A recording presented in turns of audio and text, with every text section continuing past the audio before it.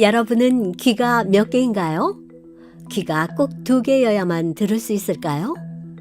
물론 우리는 한쪽 귀만으로도 들을 수 있습니다. 벨로루시의 알레스는 한쪽 귀로만 들을 수 있는 상태로 태어났어요. 한 달 일찍 태어난 알레스는 다른 아기들만큼 몸무게가 나가지 않았죠. 생후 3개월이 되었을 때 어머니는 그를 병원에 데려가 검사를 받았습니다. 의사 선생님은 알레스가 한쪽 귀로만 들을 수 있다는 사실을 발견했어요. 알레스의 어머니는 충격을 받았어요. 그녀는 청각장애를 가진 아이들을 돕는 일을 하고 있었어요. 청각장애 아동들을 사랑했지만 자신의 아이가 2귀로 듣지 못할 것이라고는 상상도 못했던 것입니다.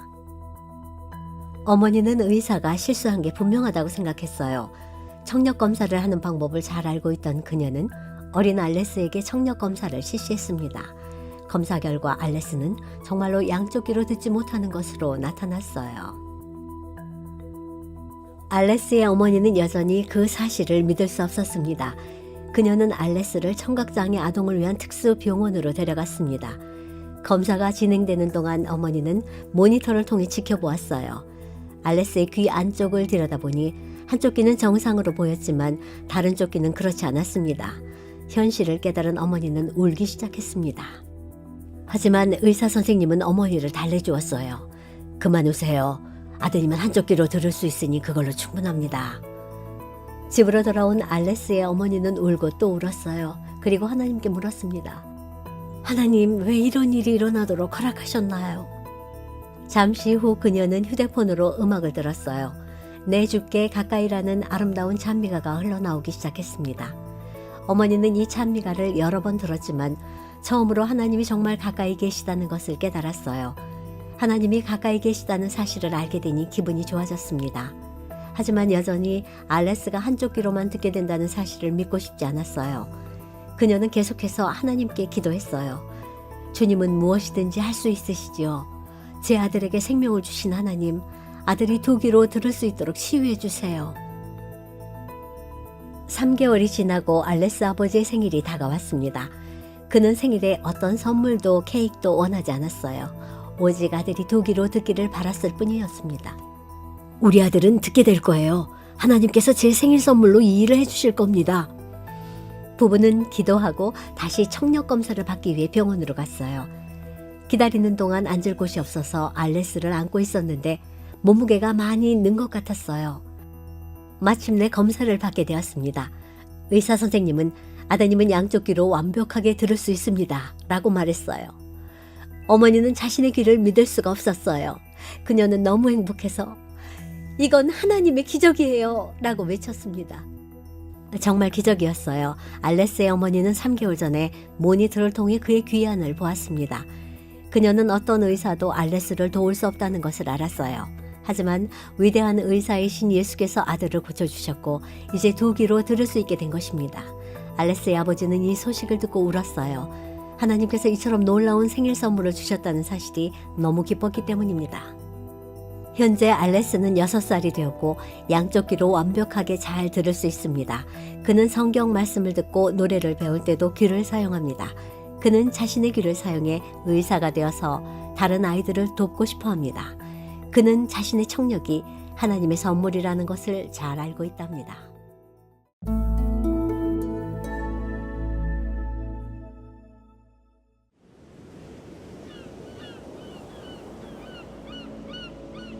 우리는 셰틀랜드 제도에 왔습니다. 그 이유는 이곳에 23,000명의 주민이 있지만 재림교인은 한 명도 없기 때문입니다. 우리는 그들에게 복음을 전하길 원하고 그들이 예수님의 재림을 위해 준비하는 모습을 보길 원합니다. 스코틀랜드령의 셰틀랜드 제도는 영국 최북단에 위치한 곳입니다. 대총의 부총무인 앤서니 켄트는 스코틀랜드와 영국에서 온 목회자들로 구성된 선교팀을 꾸렸고 그들은 일주일 동안 섬을 자전거로 돌며 예수님을 전하고 선교 책자를 나눴습니다. 페리를 타고 밤을 새워 섬에 도착한 선교팀은 미전도 지역을 향해 출발할 준비를 했습니다. 우리가 아는 한 셰틀랜드에는 재림교인이 한 명도 없어요. 어떻게 하면 그들에게 다가갈 수 있을까요? 만약 사도 바울이 동료들과 함께 셰틀랜드 제도에 도착했다면 어떤 방식으로 선교를 시작했을까요? 어쩌면 바울도 예수님의 복음을 전하기 위해 자전거를 이용했을지 모릅니다. 선교팀은 사람들이 사는 모든 거리를 자전거로 달리며 누구든 만나면 자전거를 멈췄습니다. 사도 바울과 마찬가지로 앤서니와 그의 팀은 바람과 비, 언덕 등 여러 고난을 견뎌야 했습니다. 추워요, 춥습니다. 하지만 여전히 정말 재미있고 사람들의 마음은 열려 있습니다. 날씨는 춥지만 사람들은 따뜻해요. 하나님께 정말 감사합니다. I-19 자전거 선교 사역은 이번이 처음이 아닙니다. 앤서니는 워싱턴 DC에서 세인트루이스까지 그리고 호주에서도 자전거 선교를 이끌었습니다. 자전거 선교는 짧지만 의미 있는 대화를 나누며 복음을 전하는 훌륭한 방법이라는 것을 알게 되었습니다. 과거에 성공한 경험이 있기 때문에 셰틀랜드에서도 시도해보자는 생각을 했지요. 셰틀랜드 제도가 사역지로 선택된 데에는 특별한 이유가 있습니다. 1800년대 후반 필립 리키라는 사람이 스코틀랜드에서 호주로 이민을 왔습니다. 그는 자전거를 타고 호주 전역을 달리며 만나는 이들에게 복음을 전했습니다. 그중 한 명이 바로 앤서니 켄트의 증조부였습니다. 필립 리키가 자전거를 타고 저의 증조부께 다가와 복음을 나눈 후 그의 삶은 완전히 바뀌었습니다. 필립 리키의 자전거 선교 덕분에 우리 가족은 7대에 걸쳐 재림 교인이 되었습니다. 우리의 꿈은 사람들을 그리스도께로 인도하려는 필립 리키의 열망을 그의 고국으로 되돌리는 것입니다. 필립 리키의 유산을 따라 선교팀은 땅끝까지 가라는 예수님의 부르심을 셰틀랜드의 사역에 적용했습니다. 우리는 셰틀랜드 제도의 최남단에서 최북단의 순보그까지 달렸습니다. 말 그대로 땅끝까지 간 것이죠. 주요 도로에만 머무르지 않고 일부러 집 앞을 지나갔어요. 사람들이 잔디를 깎고 빨래를 널고 개를 산책시키고 농사를 짓고 야외에서 일하는 모습을 보았습니다. 우리는 그들에게 다가가서 그들과 멋진 대화를 나눴습니다. 이는 평소와 같은 전도 방식은 아니지만 독특한 사역 방식을 시도하는 것의 가치는 매우 큽니다. 여기 모인 우리는 전문적인 사이클리스트는 아닙니다. 그러나 한 사람을 예수께로 인도할 수 있다면 비바람이 불고 추운 날씨라 할지라도 자전거를 타고 기꺼이 땅끝까지 가려고 합니다. 제 꿈은 더 많은 이들이 복음을 전하기 위해 미전도 지역으로 나아가는 것입니다. I-19 자전거 선교처럼 독특한 방법으로 복음을 전하는 세계 전역의 사역자들을 위해 기도해 주십시오. 선교를 위한 여러분의 후원에 감사드립니다.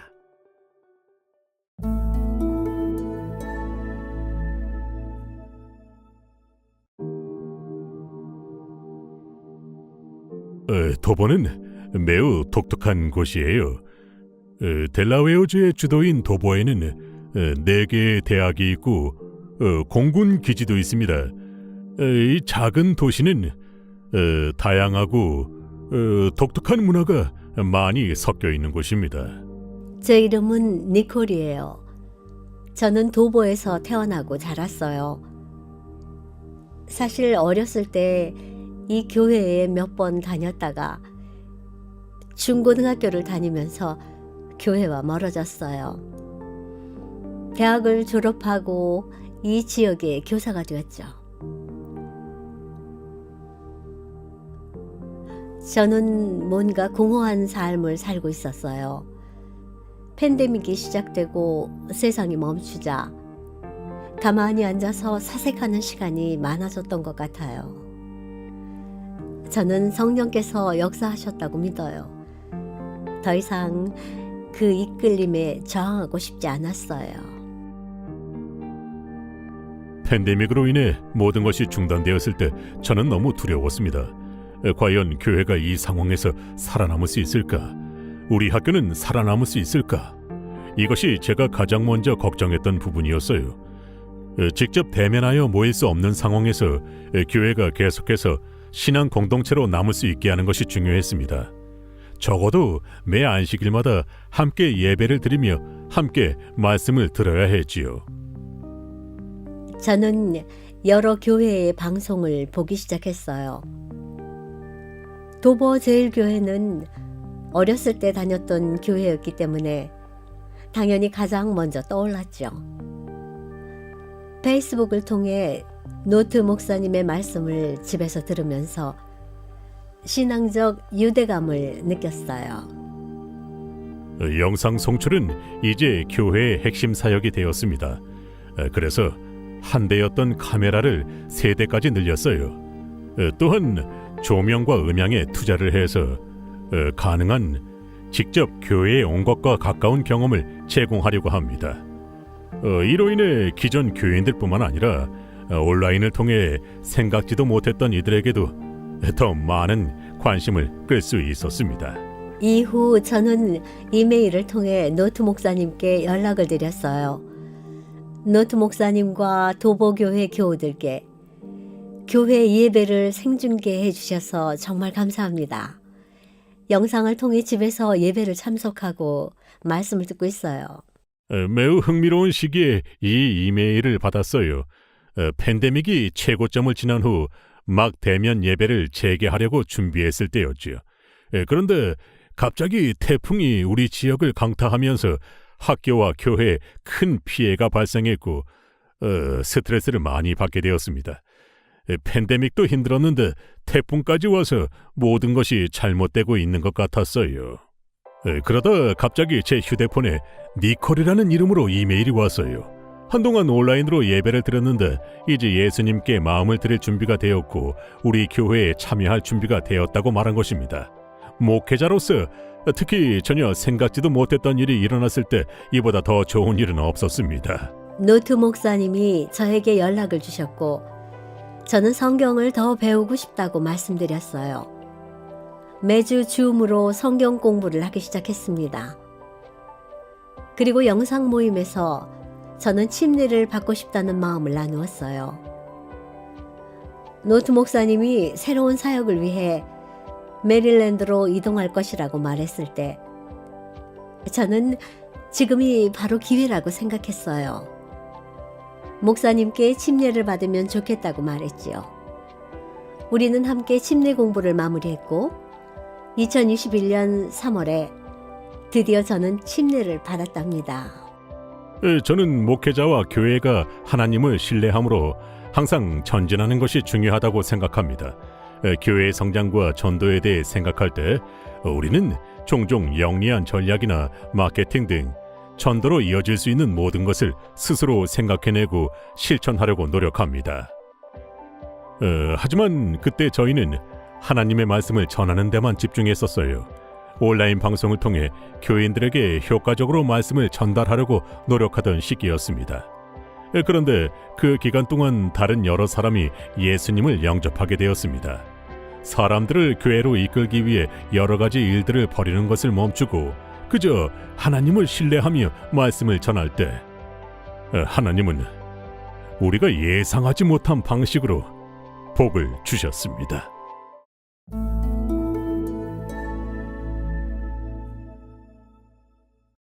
조지아에는 약 400만 명의 인구가 살고 있습니다. 그중 재림교회의 목회자는 오직 2명이며 그중 한 명이 바로 그리골 목사님입니다. 이곳은 일꾼이 많지 않기 때문에 목회자가 여러 기능을 수행해야 합니다. 인적 자원이 충분하지 않은 것이 가장 큰 어려움이죠. 그리골 목사는 조지아에서 2번째로 큰 도시인 바투미에 살고 있습니다. 교회 주변에 새 아파트와 카지노, 기타 개발 사업이 진행되면서 선교의 어려움은 날로 커지고 있습니다. 많은 사람들이 하나님에 관한 이야기를 믿지 않습니다. 이것도 어려운 도전 과제 중 하나이지요. 조지아는 역사적으로 기독교를 공식 종교로 채택한 2번째 국가입니다. 하지만 재림교회는 이곳에서 자리를 잡기 위해 고군분투하고 있습니다. 조지아에서 재림교회는 매우 작은 규모입니다. 현재 약 300명의 재림교인이 흩어져 살고 있는데요. 바트미시에는 약 40명이 출석하는 교회가 있습니다. 바투미의 교인들은 적은 수에도 불구하고 선교에 대한 열정을 가지고 있습니다. 그래서 그들은 그리스도의 사역 방식을 따르는 실제적인 방법을 찾았습니다.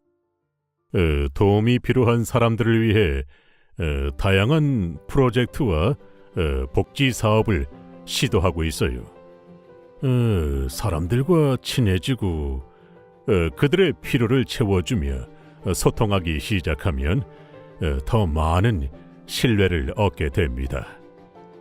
최근에는 우크라이나 난민 유입이 가장 큰 문제입니다.